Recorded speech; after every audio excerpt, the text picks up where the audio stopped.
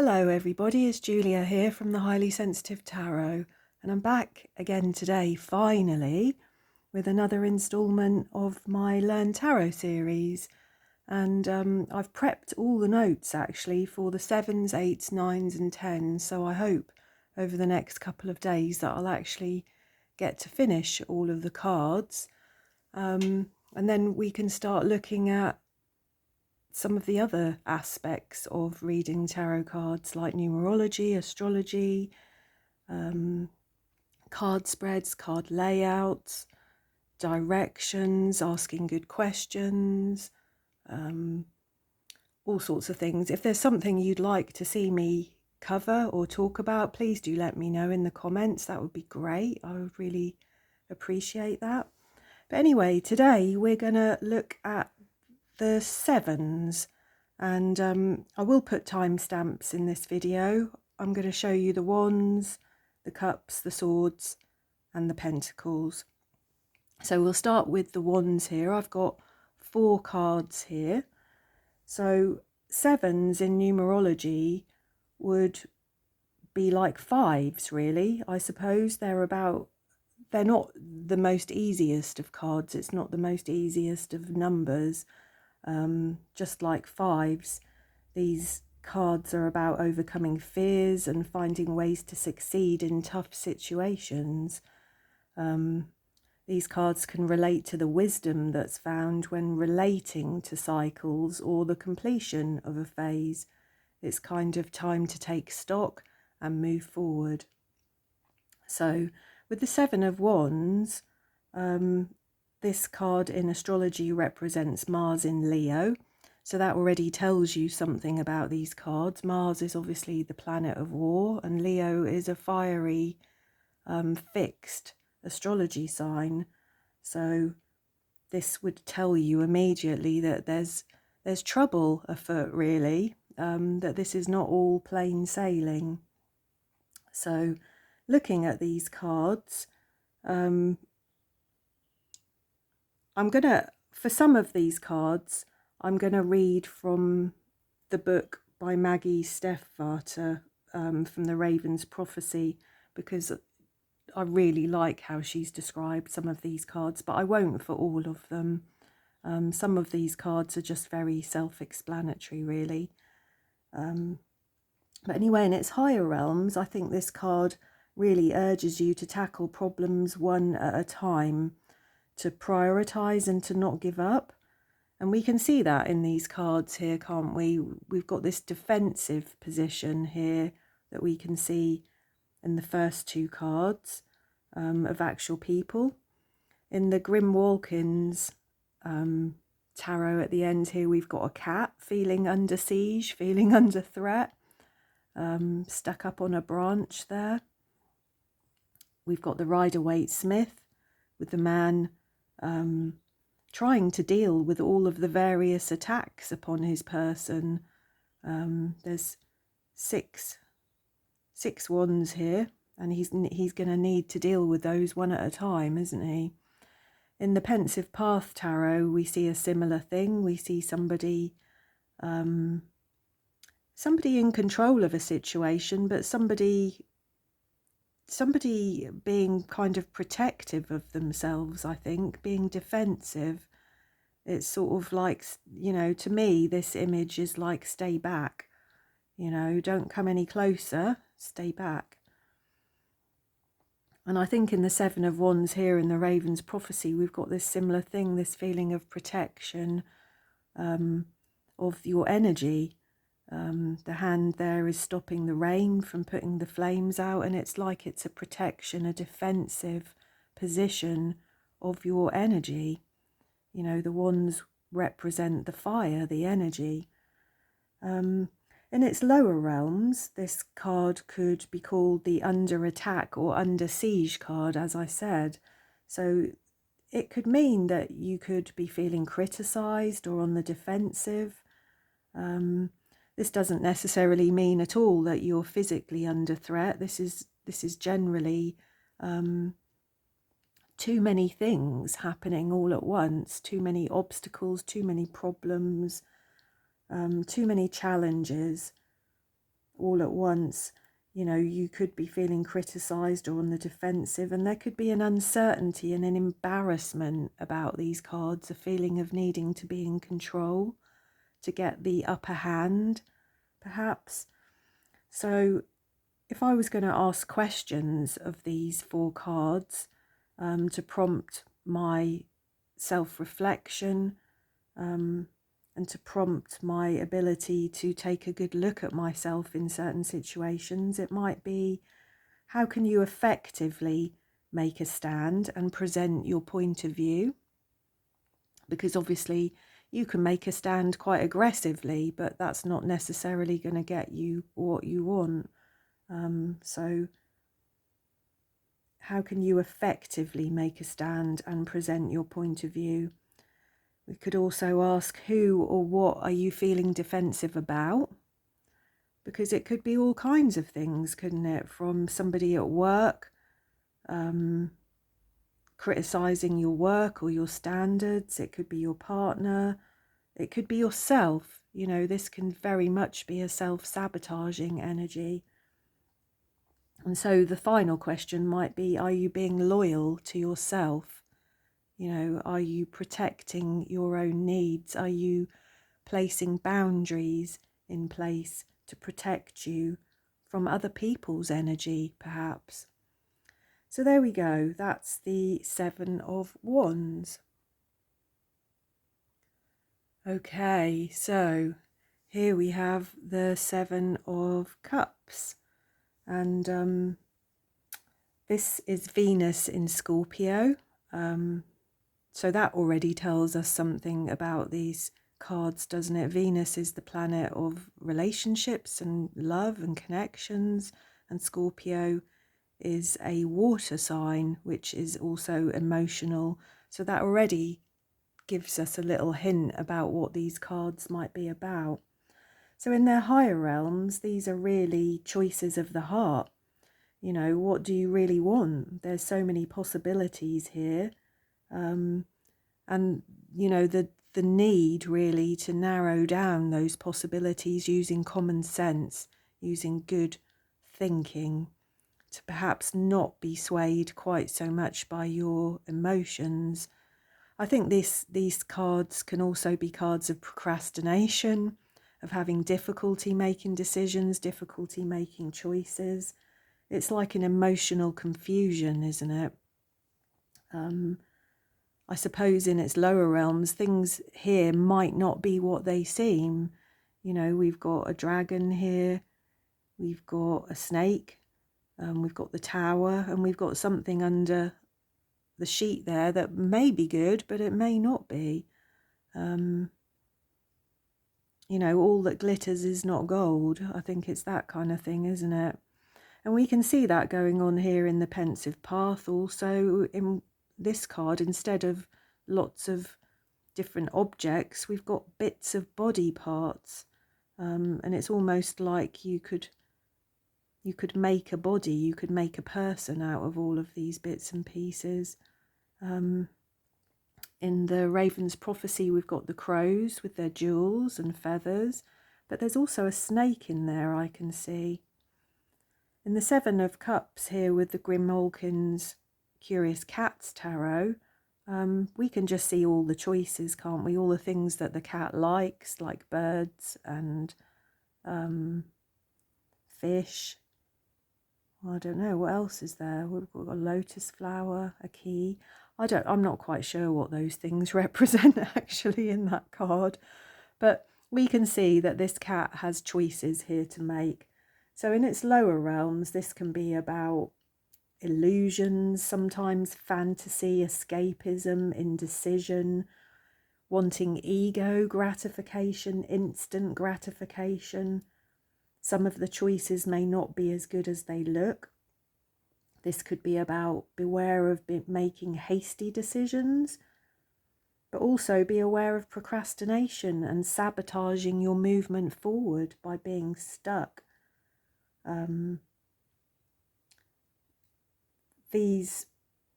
think these sort of wonderful visions, all of these things here, they kind of need to be grounded in both action and the outer realities of life, or they remain just only daydreams, don't like in this cat's head here, without any real meaning or value. Let me have a quick little read from the book. This is the book with the Raven's Prophecy, which I really do quite like. Where are the cups?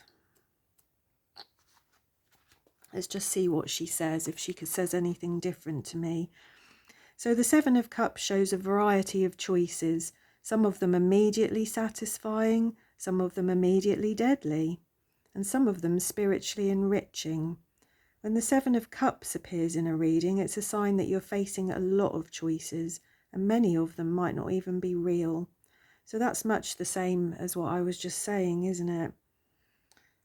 This card has an implication of temptation. It can sometimes mean infidelity. It can also mean any other choice that will offer you immediate gratification but terrible consequences, which is what I said before, wasn't it? This kind of ego gratification.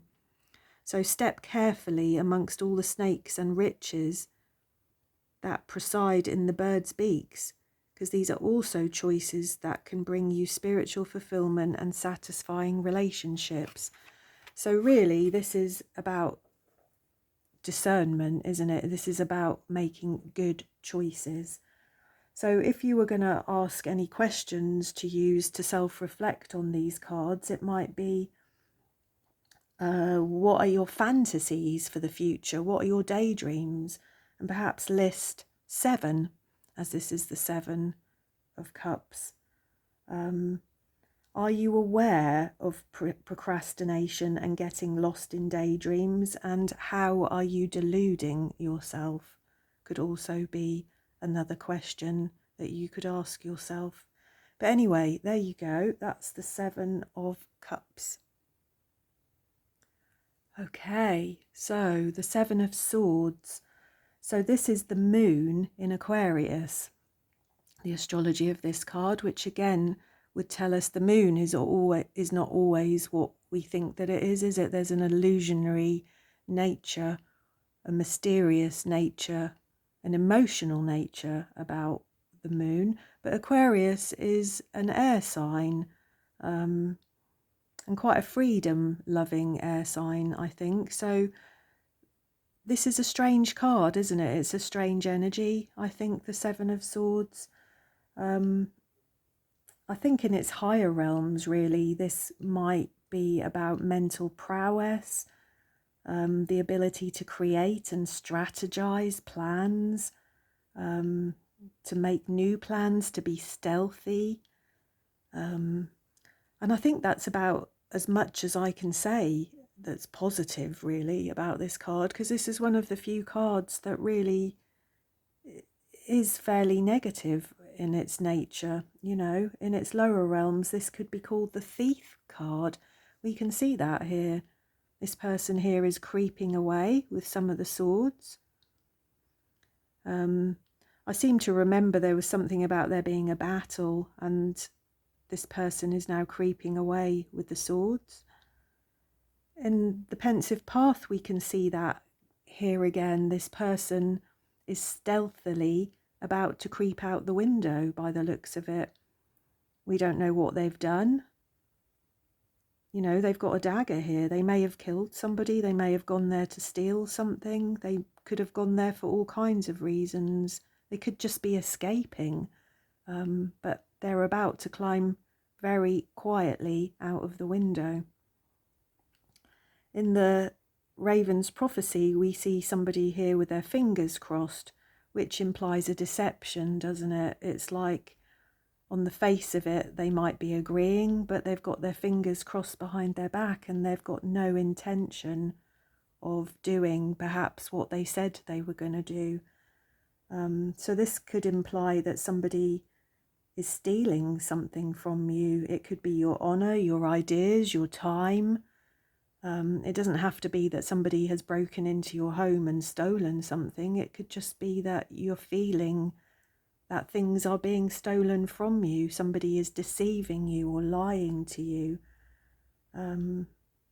This could be flight from a dishonourable act, which this could definitely be, couldn't it? You know, there could have been a dishonourable act involved in this card. There could be guilt and guile and cunning, which we see here. The guile and the cunning in the cat with the bird. This cat, I'm sure, stalked and hid in the bushes, just like my cat, and waited to catch this bird. You could say that this card was cold and manipulative, that there was maybe an air of deliberate charm to gain from others. This could be a card of slander and lies. As I said, it's a very difficult energy. So if we were going to ask questions of ourselves to do with the energy of this card, we might ask, who are you deceiving? Are you deceiving yourself or others? We could ask, what is your strategy to achieve your goals? Because as I said, there's a great deal of strategy and ability to use your mental prowess in ways to get what you want. So what is your strategy to achieve your goals? What are the weaknesses in your plan or research or work? Where are you likely to fail? What could go wrong in your plans? Could somebody come in and steal something from you? So there we go. The not very pleasant energy, really, of the Seven of Swords. So, the Seven of Pentacles. So the astrology with this card is Saturn in Taurus.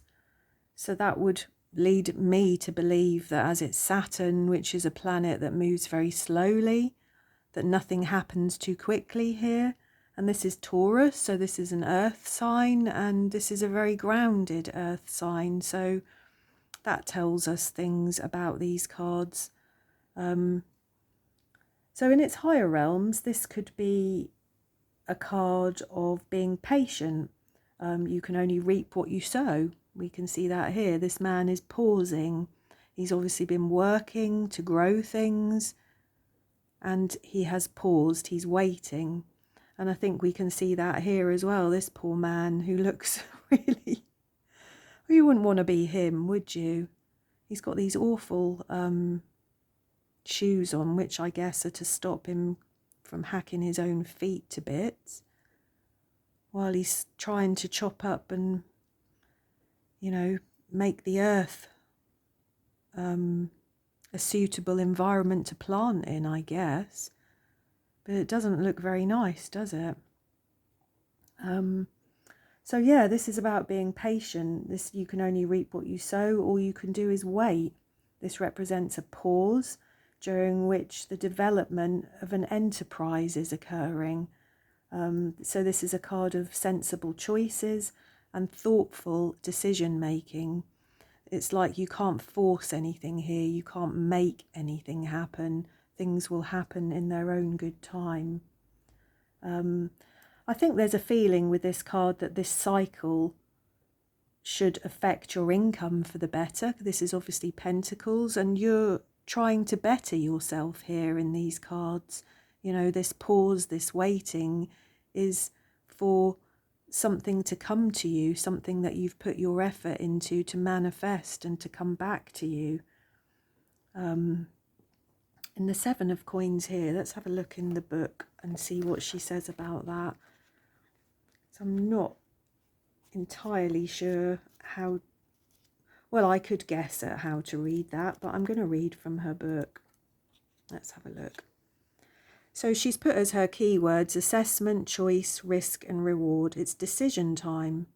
The first 6 cards of the coin suit have watched you seize an opportunity, balance your priorities, learn to work with others, grapple with your material success, fall down and then find your footing again.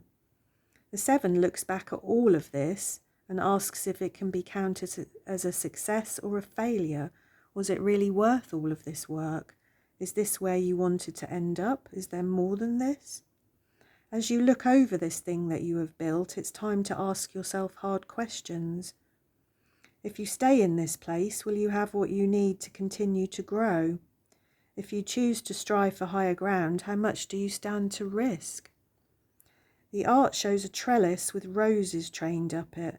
This is hard work and the blooms aren't open yet. The 7 of Coins can't make the decision for you, but it reminds you to take a good hard look at your progress.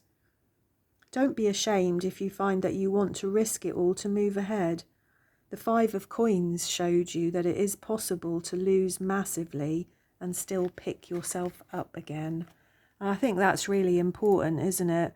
There's kind of a gamble involved in any enterprise that we start, isn't there? That we will see the fruits of our labour, that we will see the project come to fruition. So I guess that's what's going on here, isn't it? This cat is waiting,